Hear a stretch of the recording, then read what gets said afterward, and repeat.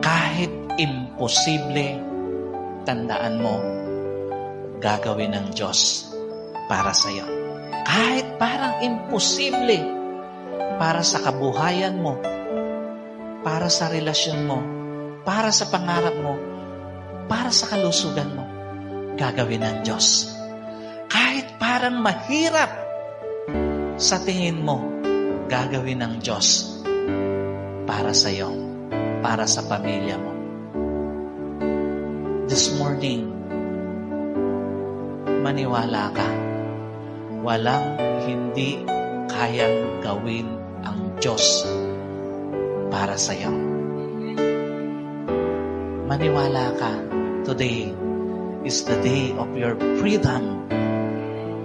Palalayain ka ng Diyos sa isang relasyon na hindi mo deserve. Today, kasama sa dahilan